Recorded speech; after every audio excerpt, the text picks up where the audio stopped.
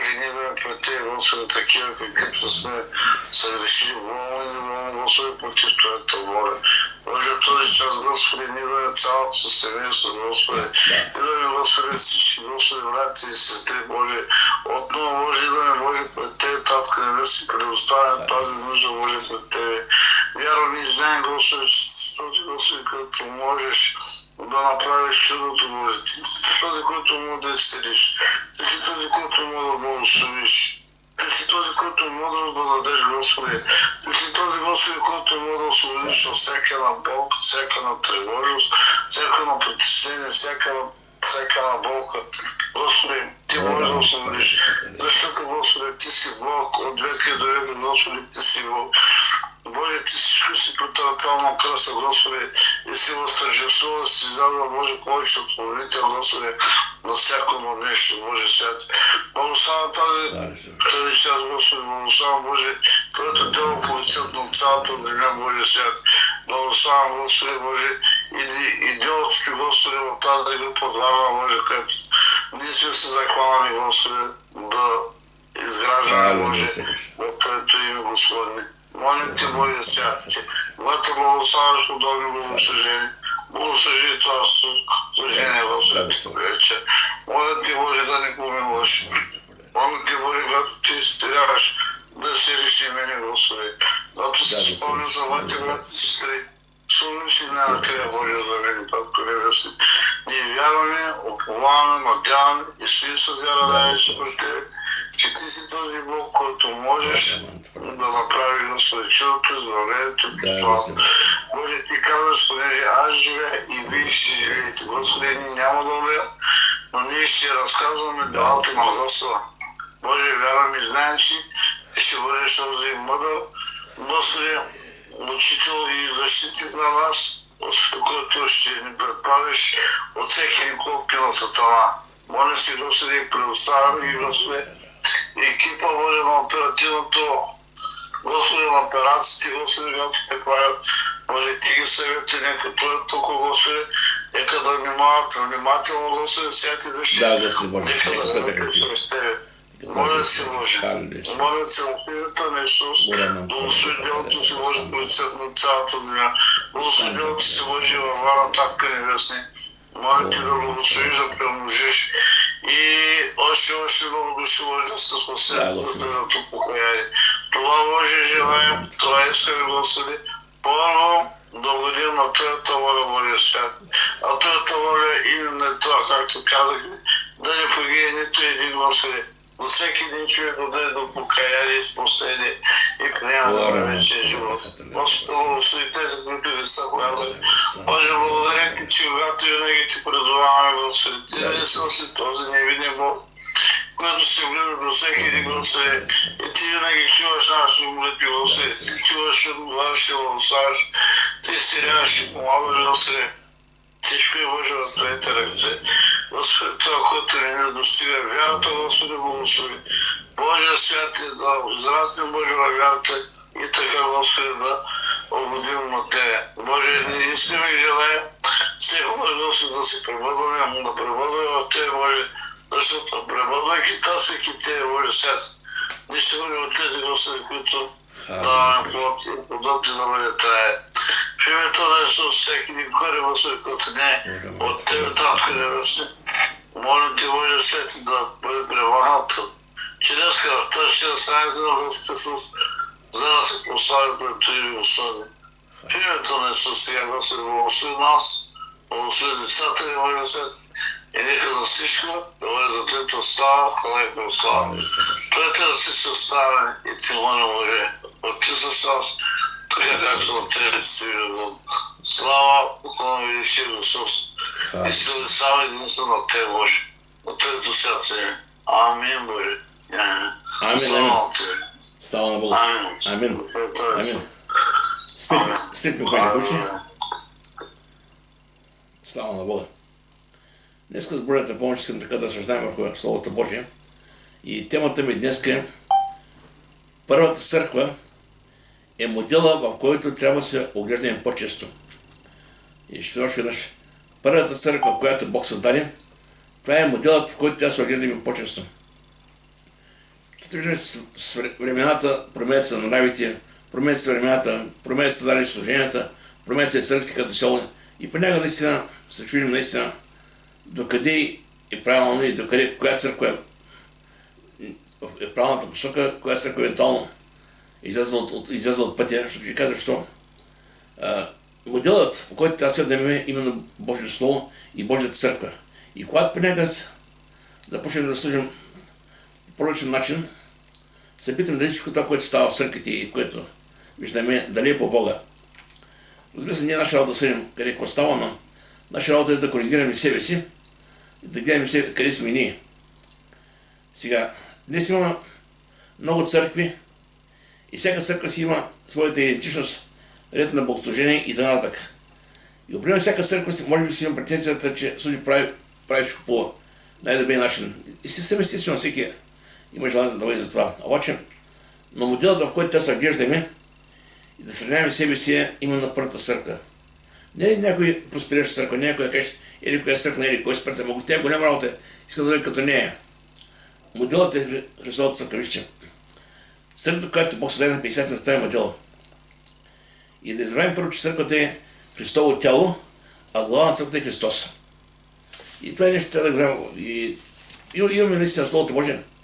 Пример за това, къде да гледаме, наистина как се променяме, ако малко е така. В Яков каза, че самото Божие Слово като огледало.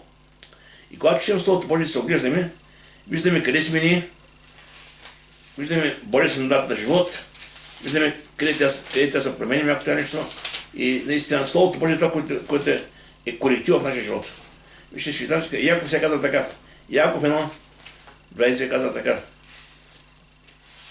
Яков 1, 22. Бивайте и изпълнете на Словото, а не само слушайте да лъжите себе си. Това говори и изпълнете, не само слушайте. Ако не само слушаме, какво трябва да правим, а също се продължаваме по стария път, не се заблуждаваме. Казва така, защото ако някой бъде само слушател на Словото, а не изпълнител, той е приличен човек, който се огледа се в огледалото, се оглежда, отива си и зачва да забравя какъв бе. Значи сега дойде, когато човек само чете Словото Божие, само слуша, а не се променя, тъй като в едно огледало видиш, наистина, виждаш недостатъци, виждаш косурици, обаче не правиш нищо да се промениш. И ще викам тези неща. Божието Слово ни дава и пример за всяка наша нужда и всеки наш проблем, ако мога така. И всяка това, което навълнува, отгледа ни там. И това, което може да вижте, образеца или моделът на църквата е именно първата църква. Сега ще дам, ако ще където се първа църква. В Библията е, разбира се. И точно да имам точно преди да вляза в пасажа Деяния 2 глава, Евреи 13 Словото Божие казва така. Исус е същия вчера, днес и завинаги, вовеки. Господ е същия. Както преди години, така може да бъде същия и днес. Той в Словото Божие, Матия 20 казва така, и ето аз съм с вас при всички ни до свършека на века. И сега нека погледнем така, когато през да видим към първата църква, какво стана? Така Петър стана на 50-та, проповеда една проповед. И каза така, чета от 36 глава. И тъй нека всеки знае добре, цели заради дом, че този Исус, когато ви разпънахте, Него Бог е направил и Господ и помазаник. Като чуха това, те оженили сърцата си, рекоха на Петра и на другите апостоли, какво да свалим, братя? Сега дома, той им каза, този, когато Бог изпрати, има нашия Господ Христос, ви го разпънахте на кръст. Именно той е Спасителя. И тези хора бяха женени от Словото Божие. И вижте, веднага виждаме реакцията. Какво да свалим, братя? Винаги, когато Словото Божие жени човека, го предизвика наистина да направи нещо да направи. Има хора, които са закоравени. Чуят Божие Слово, но това не касае нищо. Още нямаше внимание. А евреите днес така, ако не чуете гласа ми, не закоравяват сърцата си. Тези хора на 50 са чуха Словото Божие и веднага каза, какво да правим, Петре? И чукам сега Петър, каза. А Петър им рече, покайте се и всеки от вас нека се кръсти в името Исус Христово за прощение на греховете си и ще приемете този дар Святия Дух. Тук аз се говоря първо нещо, което е покаянието. Вижте, това е тук една, може би това е една първата проповед, която чувам в Деяния на апостолите, когато Петър проповядва, и повярваха 3000 човека. А малко останаха 5000 човека. Значи нещо много голямо. Защото Петър не беше някой със силна риторика, но беше рибар. Но имаше присъствие, защото беше с Бога и беше с Господа дълго време и наистина Словото Бога каже, че за Петър и Йоан забляха, че са неграмотни, но забляха, че са били с Христа. Имаше, което се виждаше. Присъствието на Божието присъствие, думите, въобще всичко, помазанието на Господа беше с тях. И сега една проповед 3000 човека. И основното, което им каза, първо покаянието. Покаяйте се каза и се закръщавайте после. Сега, винаги, много пъти църквата качи малко се превилга този предмет покаяние. Защото ни казваме, да, не са покаяни, веднъж, когато отидем, трябва да се покаяме. Вижте, християнският живот е живот на покаяние, разберете ме. В Екклесиастията така, няма праведен човек, който да върши да бъде негрешен. Ние ще нуждаем всеки ден да ходим стъпка по стъпка по пътя, който Бог начертал. Понякога се грешаваме, волно, неволно. Понякога може да се влазим някъде, може да се бъркаме някъде, но винаги има врата и това е покаяние чрез Христос. Сега, какво точно е покаянието, вижте? В Притча 20:12, това е, може би, така един много добър стих относно покаянието, така, който крие престъплението си или греха, няма да успее. А този, който изповяда и остави, ще намери милост. Значи цяла дума, ти можеш да криеш своите грехове от другите хора около тебе, да не те виждат какво правиш. Значи от Бога нищо може да скриеш. И без да се криш, по-добре кажи, Господи, аз съм тази слабост и този порой, или това се греших. Просто бъди искрен с Бога. Бог знае всичко. Но Бог чака твоите изповед, наистина ти да отдължиш час пред Господа, се покаеш и тогава Бог ти прощава. В противен случай ти държиш греха си и не пускаш. Знаете, ще дам един пример. Видите как ловили маймуните там в саваните. Слагали една клетка, вътре в клетката слагали един орех. И клетката е имала съвсем малък твор. Така че маймун да може да вкара ръката вътре. И когато вкара ръката вътре, взима кокоса и ореха и го държи. И не може да вкара ръката от клетката. И после идват ловци и хващат животите. Ще ви казвам тези неща. Понякога може нещо малко в този живот, но когато го хванеш, то е достатъчно голямо да кара в друго място. Така че внимавайте, не допускайте компромиси едно по едно да преобладават в живота. Напротив, трябва слабости и пороци да ги оставим пред Господа, да се покаяваме и да продължаваме напред с вяра в Него. Сега, мога да кажа какво значи покаяние. Първо, осъзнаване, изповядване, изоставяне и обращение от света към Христос. Още веднъж осъзнаваш се кой си ти, кой е Бог. Осъзнаваш, че си грешен човек. Бог е свят. Второ, това, което търсят при Бога, това е осъзнава. Изповядваш да се каже, Господи, прости ми греховете. Следващата стъпка е изоставяне. Значи ще ви кажа, защо ако нашето пред християнство е само там да кажем, Боже, съм грешник, аз не мога да се справя сам, да не прости ми греховете. Да, Бог ти прощава, но какво се какво правиш? Обръщай се и какво правиш? Продължаваш пак по стария живот или ще те започне ново живот от Господа. И да обращението от света към Христа Исуса. Значи, ако научиш да си ходил по този един път, обръщаш гръб на този път и да почнеш да се сходиш с Господа. И нещо, което наистина е много важно, вижте, Словото Бога каза сега, за първата църква, и това е моделът, по който трябва да се отглежда имени. Сега четем Деяния 2 глава, 41 стих до 47. Представете се, тук е Петър проповядва, тиха човека повярваха и какво направиха? Ще каза така. И те и тези, които приеха почението, се покръстиха и същите те се прибавиха 3000 души. Една проповед 3000 души. И после какво правиха? Те постоянстваха по учението на апостолите в общението, подемането на хляба и молитвите. И страх обзе всяка душа и много чудеса и знамения ставаха чрез апостолите. И всички вярващи бяха заедно, имаха всичко общо. И продаваха стоката и имота си и разпределяха парите на всички, според нуждите на всеки го. И всеки ден прикарваха и нужда в храма и разчупаха хляб по къщите им. И приемаха храна с радост и по страдище. Като хваляха Бога и печелиха благоволението на всички люди. А Господ всеки ден прибавяше към църквата тези, които спасяваха. И сега това е едно много силно послание, наистина много хубаво, така като се представя. Представете си картината. Тига човека верят, сега се събират, общуват, прибъдват, радват се Господа, молят се, споделят слово, пият химни. Това беше техния живот, това беше първата църква. И сега, с времето, като че в момента виждаме се при нас, богослуженията са много по-рядко. Един път, 2 пъти седмица, някъде има и по 3 пъти. През това време всеки наистина кара своите пътища. А тези хора събираха всеки ден. И в храма и по къщи. Тези хора осъзнаваха своята реална нужда да бъдат заедно, да бъдат в Божието присъствие. И вижте, едва ли тези хора се познаваха всички. 3000 човека, после 5000 човека. Всеки си имаше своята професия, своята работа, но знаеха, че имаше който да свърши. Именно вярата в Господа. Господ беше това, което свърши, това, което обединяваше. И тези хора се събираха заедно. И вижте, имаше които правиха, които правят тя памени днес. Първо, казаха така, те постоянстваха. Постоянство е много различно.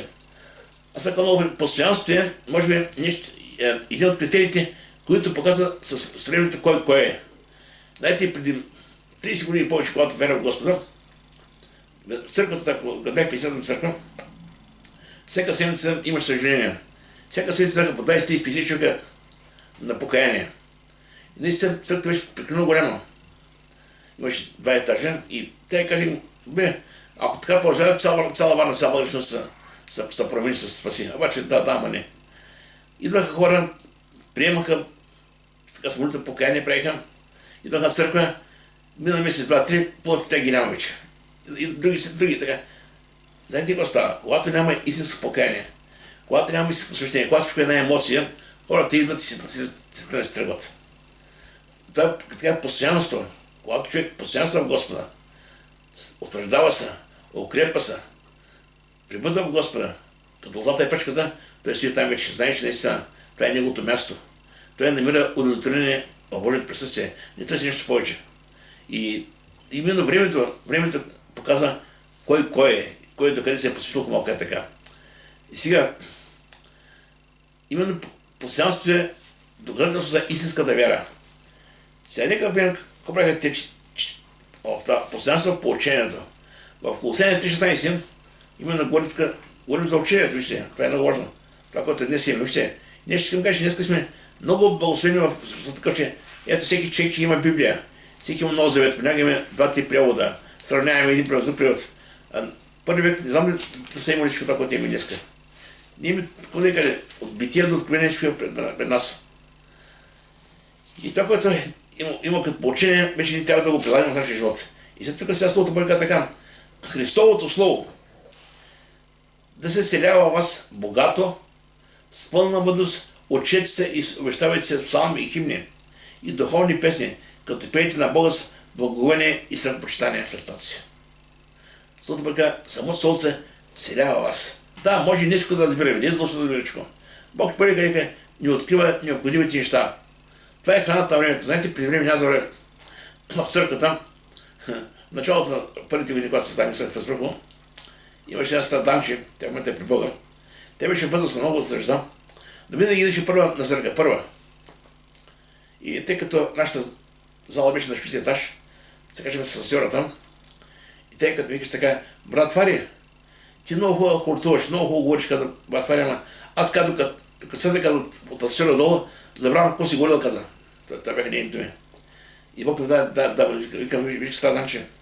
Когато човек е гладен, отива, става си манчиката или храната, нахранва се. След малко може да забравя кой е ял, но вече е сит. И така и към си и ти. Идваш на църква, Бог дава храната на времето, получаваш това, което има необходимо. Това ще те малко забрал, не се притеснявай. И тя така зарадва, брат, Фари, учи ми каза така. Защото вижте се, не искаме да се знаем всичко. Бог ми дава стъпка в стъпка, полека, необходимата храна на времето. Така че от нас иска, наистина, раздавайки Словото Божие, приемайки го, живейки го, наистина по точен, става реалната промяна в нашия живот. Сега, в Деяния 4 глава, ученото чете Словото Божие казва така. Значи, представете, 3000 човека събрани сега вече. И когато те говориха на людите, свещеникът, началникът на храмовата стража, садокеите надойдоха върху тях, виждаме, че вече почнаха да развутват ситуацията. Представете си, тези хора стояха там, а много хората погиваха. И Бог да прави така, че да има малко гонение, да могат да се пръснат един Самария, други да само до това Македония. И си пръснаха за всички тези лидери, тогава да могат наистина, отивайки да проповядат Словото Божие. Обаче, именно тогава тези почнаха да ги гонят и казват така, и те сложиха ръцете на тях и поставиха по стража на седи ден, защото бяха вече привичани. И мнозина от тези, които чуха Словото, повярваха и числото на верните мъже стигна до 5000 човека. Значи виждаме, че идва напрежение, идва гонение, а църквата расте. Значи тя се представяме от нещата, които ще дойдат на главата ни. Било като гонение, било като притеснение. Църквата ще продължава да расте, когато се говори Божие Слово. Само Слово Божие, защото Бог стои за Слово Божие, не човека. Никой от нас не трябва да се надява, че едва не, че с нашата риторика ще спасим света. Не.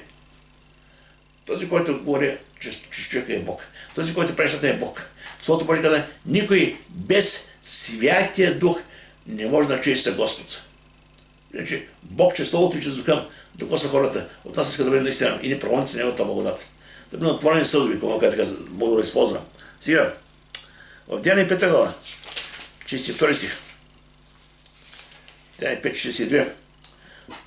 Така се говори точно за апостолите, когато бяха ги хванали, бяха ги били. И тогава те излязаха там от Зандана и казаха така, и ние не преснаха да получават и да благовестват в храма и по къщи чрез Христос. Ядаха бой, казаха, почнаха да я проповядват, те казаха, излязаха зарадване. И ние не престанаха. Обаче нека се има пак в самия пасаж. Така Словото Божие събираха всеки ден и общуваха. И някой, наистина, аз съм се чудил добре, тогава нямаше толкова много проповедници, нямаше толкова много грамотни духовни хора. Бяха там апостолите и може още някой друг да има. 3000 човека всеки ден събираха. И аз човек викам, Господи, тези хора, кой ли са правили? Кой ли са говорили? Кой ли са проповядали? Така че Бог наистина има начин наистина да храни децата с необходимото храна на времето. И тук се казва Словото Божие така. В Коринтияни 14 глава беше си казва така. Тогава, братя, що става между вас? Когато се събирате, всеки има да предлага псалом, има поучение, има откровение, има да говори непознат език, има тълкование, всичко да става за назидание или за изграждане. Сега дума, тук няма една личност, която да бъде цяло събрание. Един каза псалом, друг каза нещо, друг ще изпие някаква писана, друг ще някакво свидетелство. И така се събираха и църквата растеше. И Бог прибавяше. Сега слава да бъде Господ. Сега, много важно наистина да има взаимоотношение между християните, да има общение. Защото вижте, всеки сам на себе си пилно, си казва, аз съм добре с Бога, нали? Поддържам се духовно състояние с честолата Божия, моля се да имам семейството, превъдам в общението, обаче Словото Божие казва така. Това е едно предупреждение за последно време. Но не говори, че първата църква се събира всеки ден. А тук казва така, да не представяме да се съберем заедно. Както някои имат обичай да представят. Значи има такива хора, които представят се събират. А да се обещаваме един друг и толкова повече, колкото вижда, че детето наближава. Значи колкото времето наближава, толкова повече трябва да се съберем да общуваме. Защото времето става все по-динамично. Вижте, погледнете сега, ето. Хората работят все повече и повече и повече. Някак път хората на една работа, втора работа, трета работа, за да могат да се живеят по-добре, да може да служат двата края към Бога. И при него времето, което трябва да е за Бога, го прикараме или в леглото, или някъде на работа. Няма ми качи вече тази организираност. Мога да така, сега 8 часа работиш, се прибираш къщи, 2 часа ще Словото Божие, се молиш, качи, а те всеки ден събираха, всеки не общуваха. Времето е динамично, силно време. Наистина това е, което Словото предупреждава. И ние на фона това силно време трябва да намерим време да общуваме. Както с Бога, така и с братя и сестри. И това е нещо, което е важно, което оставя Бог. Именно за взаимоотношение с другите християни. И това е, наистина, никой от нас не трябва по никакъв начин да го пренебрегва. Това е важно. Важно е да се съберем с братя и сестри, да се молим, да преводим, да се молим, да споделим Евангелието, наистина да има общение. Това е много важно. И другото, което казва Словото Божие, другото казваш, така, те постоянстваха в поучението, в Словото Божие. Значи това, което Бог не разкрива. По-малко наистина да споделиме, понякога че Словото Божие може да има второ, трето мнение, нека всеки има възможност да сподели така как разбира Словото Божие. И наистина тогава ще виж колко е интересно, че не само един човек ще говори, но всеки може да каже по нещо. Някой може да има друго мнение, друг може да има съвсем друго виждане. Но когато сме едно Господа, да се може да коригираме, да, Бог наистина това иска в нашия живот. И си посека така. Постоянство така в общението, постоянство в преломяването на хляба. Сега, преломяването на хляба може да приемем по два аспекта. Първо, да се берат често така, заедно да обядват, да вечерят нещо този род. Но тук само преломяването на хляба в контекста се виждам, че тук става дума именно за Господна трапеза. Става дума, те се бираха заедно в общение, получаваха Словото Божие, взимаха Господна трапеза. И по този начин наистина те възвестяваха смъртта и страдането на нашия Господ Христос. И това е едно, може вижте, чувстваха своята като едно Христово тяло. И по този начин, реално, когато се бъдат хората и така по-често общуват, почват да стават близки приятели. Аз искам да ви кажа, че знаете, когато човек общува с някого, колко повече общува, толкова повече открива себе си пред другия и другия той открива. И усещаш една близост с хората, които общуваш. Е така и с Бога. Колко повече се приближаваме към Господа, колко повече време общуваме с Бога, толкова повече учим по-близко до нас. И той някой каза, приближай се при Бога, се приближай той към вас. Ако общуваш с някого веднъж месеца, веднъж годината, какво ще знаеш за него? Ще знаеш само по име, как се казва и нищо повече. Но когато общуваш всеки ден с Бога, с брата и сестрите, вече ставаме като едно, наистина като Христово семейство. Но аз лично себе си много така държа и от сърта, като служам, да има този семейен дух. Защото това е важно, разберете ме. Важно е църквата да се чувстваме като едно семейство. Да познаваме и когато ми някой столче го няма, питаме се кой къде е. Да се молим, да посетим брата, да посетим стата къде е. Това са важни неща, разберете ме. Бог така иска да бъде. Вижда така, че по това ще познаете, че сте мои ученици, ако имате любов помежду си. И Библия така, всичко да става за заемно назидание. Назидание значи изграждане. Да знаем изграждане. Тук не става някой да става след някого. Заедно трябва да растем в Господа и в пътя, който Бог е промислял за нашия живот. Сега, в постоянство в преломяването на хляба. И даже тук в Словото Божие има, ще прочета колко стига сега. В Лука 22 глава. Лука 22 глава. 19-20. Има и друга Евангелия, ще прочетем сега така. Каза така. И като взе хляб, като благослови, така става дума за Христос, нашия Господ, разчупи го, даде и ми рече, това е моето тяло, което за вас се дава. Това правите за моя споменание. Така за и чашата поди вечерта и рече, това е чашата, новия завет, моята кръв, която за вас се пролива. Виждам, тук говори много ясно. Хляба и виното. И това е преломът на хляба. И това го правяха първата църква. И другото, което е важно, трето казва така, и постоянно така в молитвите. Сега, това е много важно. Молитвите, това е в общението, както с Бога, така и да прибъдат и с друг. И ще кажа, че молитвата е наистина, веднъж молитвата е разговор с Бога, но чрез молитвите ние можем да общуваме и помежду си такъв. Когато сме заедно, при молитвата всеки може да каже своята нужда пред Господа и пред бата и сестрите. И да заедно се застъпваме, да се молим. Словото Божие каза, молете се един за друг, да оздравеете. Значи, как се моли за друг, като аз не знам проблема на другия? Значи има това, когато общуваме, когато се споделяме, когато има взаимоотношение, ние вече знаем кой през какво преминава. И когато ставим заедно молитва, Словото Божие каза, ако дома се казва за нещо, и молитва той непременно ще бъде. Това значи, че се молим съгласие в името на Господа. И да постоянно се вижда, когато е молитва, значи какво става, вижте. Става нещо страшно единство в духа. И ще сега ще примерно какъв е първата църква. В нея 4 глава, 31-32 стих. И като се молиха, потресе мястото. Погледнете какво става. Молиха се там църквата, мястото потресе. И какво стана? Где-то бяха събрани. И се изпълняха със Святи Дух и здраво говориха Божието Слово. А множеството повярвалите имаше едно сърце и душа. Молят се, мястото се тресе. И каза, сърцето на хората беше само едно. Множеството на повярвалите имаше едно сърце. Това говори за единство, единомислие, единодушие това става, когато преведаме в Господа. И в пример, ще прочитам няколко си сега относно молитвата, това са важни неща, вижте. Трябва да се учим наистина, да преведаме заедно, да общуваме, да се търсим. Качи времената са толкова силно, че всеки се сътрува само в себе си. Отиваме в неделя на църква или през на църква, после затваряме пак и продължаваме нашия живот. Но Господ иска да научи да живеем заедно съвместно духовен живот. Да се търсим, да пребъдеме, да общуваме, наистина да постоянстваме в това наистина, да разпали, ако му кажа, огън на сърцата ни към първата църква, му кажа така. Сега Словото Божие каза Римляни 12 така. Радите се в надеждата, скъп бивайте твърди, молитва постояние. Помагайте си нуждите им, предавайте се на гостолюбие и така нататък. Виждаме тук в Римляни 28 просто говори наистина, трябва да има една истинска, нелицемерна любов.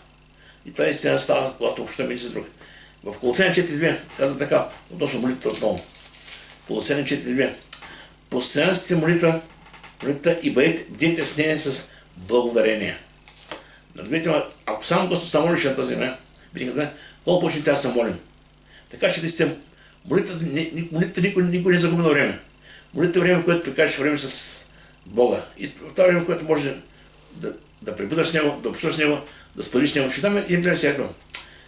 Повече от нас сме родители, имаме деца, имаме внуци. Когато дойдете при тебе, може цял да си бил много уморен, може днеска много тежка работа, ти е много тежко. Когато дойдете си при тебе или внучета, изкочи на вратата ти, прегръщаш го, целуваш го и той почва да ти говори своите неща и ти да слушаш и ти става хубаво, забравяш всичко. Ти просто си само да усещаш него топлина, да чуеш неговия нежен глас. Така е Бог с нас. И си Божи деца. Бог иска ние като Него деца да го търсим, да копнеем, да бъдем с Него. Даже понякога думите може да не са най-хубавите, се изказваме по най-добър начин, но ела при Бога като Него дете. Дето къде при Бога наистина сърдечно. Защото Словото Божие каза, гледайте децата и бъдете като тях. Децата му дело защото искрени, доверчиви. Сега, другото, което е важно наистина, не трябва да забравяме. Всеки ден прекараха и дошо храма, всеки ден заедно. И грижите ни за друг това е много важно, разбирате. Никой не може да стори себе да каже, аз съм сега, хладилникът ми е пълен, работата ми е стабилна, заплатата ми е топ, аз съм си добре. Това е твой живот, но когато говорим за християнство, значи в църквата има моменти, в които някой ден някой може да закъса. Може да стане без работа. Други може да има някакви други проблеми физически. Църквата трябва да бъде отворена. Да се грижим, за да си помагаме. Ще ви казвам, защо тези неща. В Деяния, 4 глава, 32-35 казва така. А множество поверените имаше едно сърце. И апостолите с голяма сила свидетелстваха за възкресението на Христа и голяма благодат почиваше на тях. А и никой от тях не беше в лишение, защото всичко, които бяха стопани на нивите и на къщи, продаваха ги, донасяха в цената на предаването и ставаха и преднозете на апостолите и раздаващаха се на всеки го според колкото имаше нужда. Това е един живот, едва днес може да се живее. Те имаха имоти, видя лозя, продаваха ги, ставаха там пред апостоли и те раздаваха на хора, които се нуждаха. Сега, днес, разбира се, няма да продаваме имотите, но всеки от нас може сърцето си да помня някой, да храни някой беден, някой гладен, да може да е една парче на някой, който се нуждае. Това са неща, които са част от ежедневието, нека да има сърца, не се грижим за друг. Знаете, понякога гледам някой човек изпал в такива ситуации, ровен показаните, другия нещо се случва. И понякога гледам човека, имал съм моменти, когато съм познал хора, които са били, преди да стигнат до там, съм познал как са били в реалния живот. Нещо е станало в живот. Написал жена си или написал работа, остана без никакви доходи и става там клошар. И си го познал преди и виждаш какво става с този човек. Си ми кажеш, всеки човек е създаден от Бога. Човек може да изпадне в някаква ситуация. Но именно в тези моменти се вижда ние колко сме човеци. Не той. Никой сме в момента добри, виждаме се колко ние сме човеци. Когато не сме добре. Така че не се трябва да не забравим, че хората, които са около нас, Бог насреща с тях, да видим ние, доколко това, което четем, това, което изповядаме, сме готови да го живеем. Вижте, Филипяни 2.4 казва така. Филипяни 2.4. Филипяни 2.4. Словото пък е така. Не гледайте всеки само за своето, но всеки за чуждото. Тук не трябва да гледаме с завист, а да гледаме къде може да помогнем. И казва така, не правете нищо от партизанство и щеславие, но сме намъдени, нека всеки ще други по-горен от себе си. Тук говоря за това учение смирението, наистина да бъдем така хора, които са смирени пред Господа, да кажем, Боже, помоли ме. Разбирам Твоята воля. И ако нещо мога да направя за някого, нека да бъда отворен, да го изпълня. Вижте Исаия 58 глава. Словото Божие казва така. Исаия 58 глава 7 стих, когато говори за поста. Бог казва така.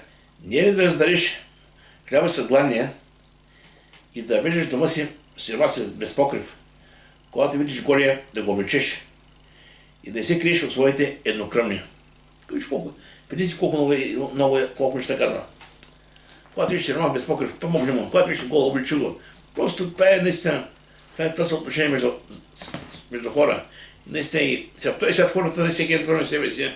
Никой не иска да има работа с бедния, с този сиромаха, с немътния човек, но Бог казва, обичайте ги тях. Защото аз ги обичам. Така че се много важно наистина да им вземем отношение и с такива хора. И Словото Божие казва, че всеки се събираха и в храма и по къщите. Значи, тук говорим не само за църквата като цяло. Църквата е хубава, църквата всяка ден се събираме в църква, в сградата. Обаче, през седмицата, те се събираха и по къщите. Сега дома. Не винаги трябва да бъде толкова официално. Едва не да бъде проповед, хваление, молитвите. Просто взаимоотношенията се изграждат между хора, между християни. Когато общуваме, когато прибъдем, когато споделяме това, което преживяваме, когато се молим заедно. И тогава се сплотяваме, ставим още по-близки комуника така. Сега, и нещо, което е важно, трябва да се разпала в нас ревността за Бога, за Господа, да искаме повече и повече от това, което от Неговото присъствие. Матей 18:20 Божие се казва така. Там, къде са събрани двама и трима, в моите име, там съм аз, посреда с моето присъствие. Двама или трима, вижте какво сега. Тук се говори 100-200-300. Значи, говори, че човек трябва да търси брата, сестрата, хора, които са в нужда. И когато сме събрани в името на Господа, Господ ти да присъства сред нас. И винаги ще усещам благодата, Божието присъствие, помазанието. И какво ставаше, какво е сесията виж от когато са покоряеми, какво е сесията вижте. Първата църква се събираха, правиха това, което Бог им казваше. Вижте какво ми се сесията от нещо. Словото бъде така. Всеки ден прикарваха и нещо храна и разчупаха хляб и по къщите и приемаха храна с радост и просторича. Това правиха те. И обаче какво правиха така? Като хваляха Бога и причиниха благодат на всички люди, а Господ всеки ден прибавяше към църквата онези, които спасяха. Всеки ден идва хора. Искам да ви кажа, че знаете, понякога ние не знаем кой чрез нас може да спаси. Сега ние не виждаме хората около нас, никъде са си ни учи, но има хора, които гледат нас като Божии хора. И понякога живота, който живеем, ние показва Христос в тяхните очи. Това е много важно как живеем, как се обхождаме. Какво показваме на тези хора в живота ни? Поне ни гледаме на Христос, те гледат на нас. И живота ни трябва да свърши към Христос. Да покажем този, който вярваме ние. Сега, Словото Божие казва, че повярвате имаха едно сърце. Това не става от веднъж, така да кажа. Има нещо, което е важно. Християните, когато се събират, трябва да си има нещо, което е важен принцип. Да няма ли си приятие. Това е много важно.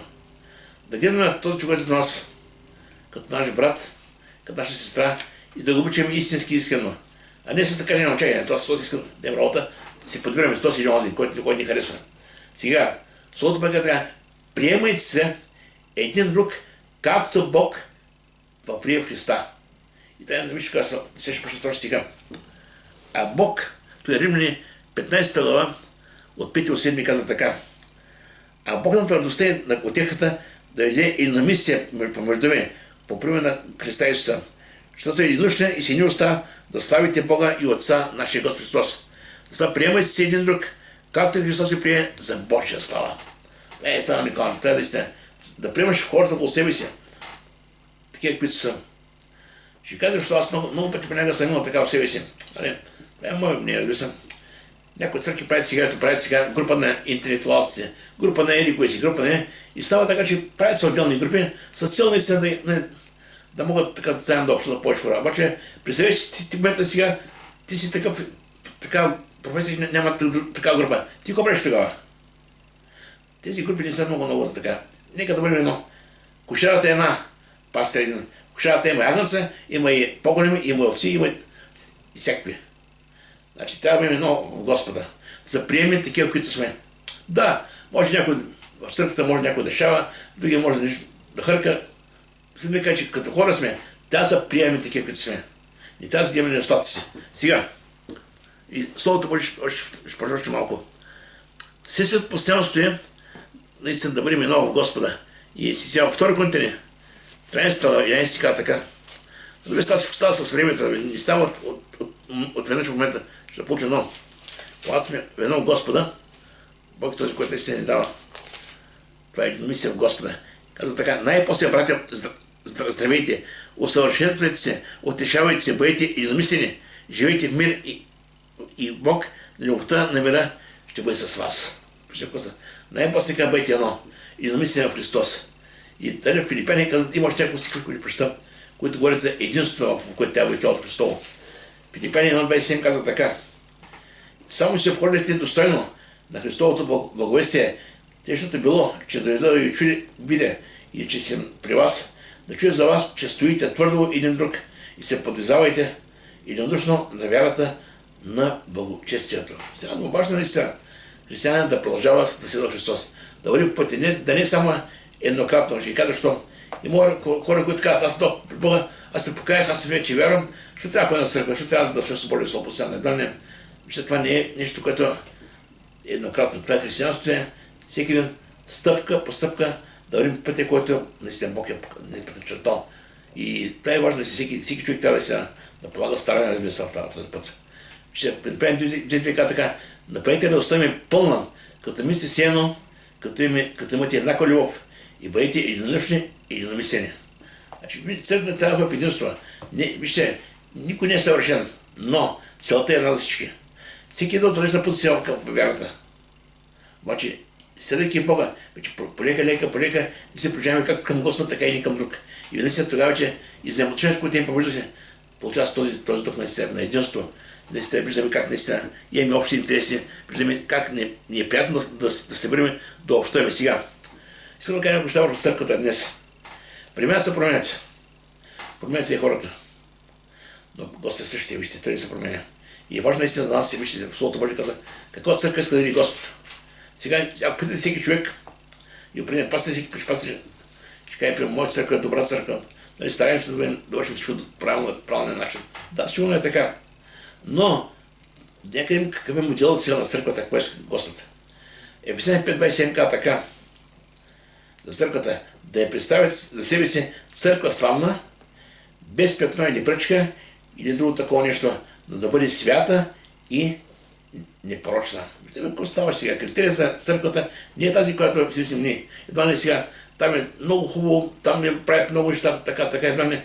Виждаме неща, които са външни фактори и така, които така впечатляват хората. Харизмата е някой проповедник. Нещо става там. Господа, църква свята, без петно и пръчка. Значи виждаме, че това, което Бог иска в нас, освещението, промяната. Вижте, не е празно, Евреи каза така, 16. Търсете мир с всички. И от нас свещение, без което никой няма да види Господа. Сега вижте нещо, което наричам. Когато човек дойде при Господа, следващото нещо е той вече вяра, без цела е мъртва вяра, каза. Делата, това е променен живот. И сега в Тит 2.14 апостол Павел към Тит пише така. Това са вече практични неща. Казва така, Тит 2.14. Който даде себе си за нашите грехове, за нас да не изкупи от всяко беззаконие и очисти за себе си люди за своje притежание, ревностни за добри дела. Ревност за добри дела. Сега имаш, ще прочета още в Тит 3.8 казва така. Вярно е това слово и да настояваш върху това. Силно ние, които са повярвали в Бога, се упражняват старателно добри дела. Това е добро и полезно за човеците. Виждаме, че наистина християнство не е само да четем Словото Божие, не е само съборен, трябва да живеем. Трябва така, че четем, да го показваме пред хората. Да показваме наистина беше нов живот в Христос. И сега, вижте самия Давид в псалмите пише така. Той беше цар. Беше цар, не имаше една цел. И неговата цел, знаете как ще казва така. Едно нещо поискал от Господа, това ще търся. Едно нещо каза. Да живея в дома Господин през всички на живота си. Да днем примерно на Господа и да го търся в храма му. Едно ще се да бъда Божият присъствие, да бъда спри него. И това ще цел, вижте, не, стъпка в стъпка, вървим пътя към небето. И не си всички от нас иска да бъде който е при Бога да бъде наистина познаван от Бога, че наистина е живял богогоден живот. А не да се представяме, като ти при Бога сега Бог, кой ще казва нас. Ама дали живота, който живеем, дали го одобрява? Дали няма да наукори Бог? Вижте, Дед каза, ако някой от вас не достига мъдрост, нека просто вяра Бог ще ударе. Така че, всеки, когато се събудиш, благодаря на Бог за новия ден, който е дал. Кажи, Боже, дай мъдрост, как да го живее за тебе и с тебе. Така че наистина да бъде угоден пред тебе. И понякога вижте, нашите притеснения са ежедневните грижи. Всеки един човек се бужда с търси, всеки човек се чуди къде да работи, как да си върна прехраната. И понякога ежедневието ни отива там да работим, да скарим прехраната, се върнем да починем и утре пак. Обаче има нещо, което е по-важно. Трябва да си Бога при всичко. Да има време с Бога. И не ако стане време, а трябва и първото време. Сега ще разбере сега. Словото Божие така, той каза, не се безпокойте за живота си. Кой ще ядете или кой ще пиете, кой ще обучете. Не е живота почва от храната и тялото от облеклото. Но така после каза, и те не се безпокойте, не думайте кой ще идем, кой ще пием, кой ще облечем. Но търсете първо Божие царство и Божията правда, всичко останало ще се прибави. Значи, трябва да поставим взаимоотношения с Бога на първо място. Другите работи, и ще трябва да работим, ще трябва много други ще направим, но с Бога трябва да има значение. Когато се бъдеш първата работа, помоли се. Господи, когато за днескашен ден, когато за семейство, за здравето, за живота, за работа, когато се даш, дай мъдрост, Господи Боже, през този наистина да го живея с Тебе и за Тебе. Дай мъдрост как да постъпим. И всяко нещо, което има в живота си, като решение, като избори, моли се на Бог, Бог ще даде мъдрост. Той няма да се не забрави. И нещо, което е важно, Словото Божие каза да не представяме да се съберем. Това е много важен момент като църква. Сега, Матея 18:20, Словото Божие каза, там, къде се събрани двама и трима, там съм и аз. Матея 4:4 Исус каза Словото Божие, не само стряпчи човек, но всяко Божие Слово. Нуждаем се от Божие Слово, това е храната на времето. Много път съм дал пример. Когато се будиш си гладен, отиваш да имаш, правиш един сандвич бързо, закусваш. На обяд, малко маничка обядваш. Сега дума, човек потърси своята физика, закуска, обяд и вечеря. А вътрешен човек, какво става с него? Това много съзнание. Той се рождава от Словото Божие. Това е храната на времето. Така че, в пример 10 така, а вярата идва от учение, защото в Словото Слово. Значи това е храната на времето, това е Словото, което им дава и вяра. И много важно, сега някой ще каже, има хора, които наистина не се събират, да, отбягват. Аз според тебе, не ги на тези, които се събират, де на тези, които се събират и търси общение с другите. Сега ще има такива, които наистина ще отбягват, ще бъдат самодостатъчни, малко е така. Но вижте сега, коя е причината? Някои хора не се събират с другите, ще кажа, Словото Божие каза. В притча 18:1 казва така, това е една от причините хора да отбягват събранията. Който се отлъчва от другите, търси само своето желание и се противя всеки здрав разум. Една хора се че едва не той знае повече от другите, той вече друго ниво, той е друг сезон, едва не той е на съвсем друго ниво и не може да бъде, не иска да има нищо общо с просто смърти, малко е така. Това е голяма заблуда, това е гордост. Тези хора, които отбягват да се събират, да са живи и здрави, никога не сме така, просто по-смерените, нека се върнем да общуваме, защото това е, именно там е силата. Сега, имаше момент, в който Словото Божие казва, където ще има раздори, но Словото Божие казва така, трябва да има и такива моменти, в които се разбере, че кой на къде е. В 1 Коринтияни 11:19 казва така, 11:19, защото е нужно да има и разцепление между вас, да се яви кои са одобрените помежду ви. Значи, виждаме, че когато погледнете се една тълпа, много хора тръгват по един път. Има моменти, в които стават противоречия, стават проблеми, стават конфликти, да може да се разбере кой е. Тези, които са истинските, продължават. Тези, които са фалшивите, отпадат. Това е истината. Сега, разбира се, ние сме хора, които може да кажем кой откъде е, но не трябва да бягаме за живота си. Помните, Бог Божия ангел каза на Лот. Лот бягай за живота си и гледа назад. Виждате, в Йоанна 6 глава имаше ученици. Тези ученици имаха инвестиция от Господа. Вършаха чудеса знамения. Веднъж се върнаха при Господа към Господ, който име без се покоряват. Болни се изцеляват. И той каза, не се ради тези неща, ради, че мята изпълнях на небесата. Обаче сега по-късно в Йоанна 6 глава, когато се говореше, който не еде тялото ми и не пие кръвта ми, не може да бъде в небето, няма дял. И тогава често ученици се съблазиха и казаха, тежко е това учение, кой може да слуша. Това беше първата реакция. И после каза, преди това мнозина от ученици се отстъпиха и не ходиха с него. Виждаме какво става. Учениците му. Тогава Петър, апостол Петър каза, Петър, виж ходите. Петър, знаете кой за Петър каза? Господи, при кой отивам? Ти имаш думи на вечен живот. Не вярвам, че знаем, че си Христос, Син на Бога. Учителят казва, че гейте тези, които се отпадат. Гейте на Господа и продължават с тези, които продължават с Бога. И много важно е да има, значи Бог е добър. И целта на църквата е да бъде не при Господа. Това е целта да бъдем с Христос. И така че, сега падаме ли, ставаме ли, в притчи казва така, праведният и 7 път да падне. Попаше при така че, нека да винаги погледна да бъде към Словото Божие и към първата църква. Не към тези, които преминават.